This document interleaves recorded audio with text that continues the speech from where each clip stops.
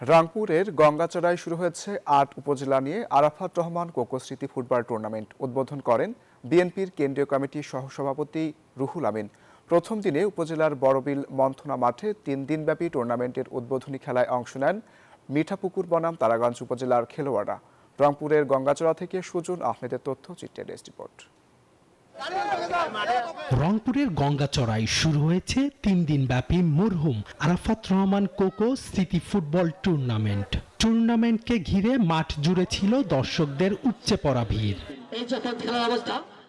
শুরুতে BNP chairperson ও সাবেক প্রধানমন্ত্রী খালেদা জিয়ার সুস্থতা কামনায় দোয়া করা হয়। Bashundhara public school and college ২০২৬ শিক্ষাবর্ষে ভর্তি চলছে। পরে টুর্নামেন্টের উদ্বোধন করেন রুহুল আমিন। এ সময় স্থানীয় জনপ্রতিনিধি, খেলোয়াড় ও ক্রীড়াপ্রেমীরা অংশ নেন। আজকে খেলা হবে 4টে টিমের, মানে 8টা উপজেলার 4 টিমের খেলা। আগামীকাল হবে 2টা, আর পরশুদিন হবে আমাদের ফাইনাল খেলা। আধুনিক রংপুর বিনির্মাণের জন্য জনাব রুহুল আমিন ভাই ঐকান্তিকভাবে সর্বাত্মক চেষ্টা করে যাচ্ছে।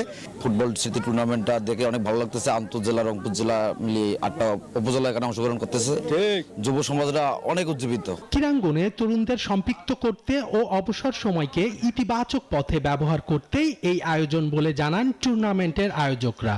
একটা মানুষের সুস্থতার জন্য খেলাধুলা খুবই প্রয়োজন।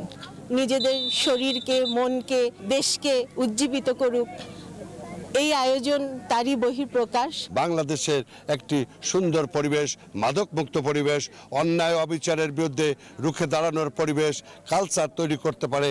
ফুটবল টুর্নামেন্ট রংপুর জেলার ৮ উপজেলা খেলোয়াড়রা অংশ নিচ্ছেন। Desk report, news 24।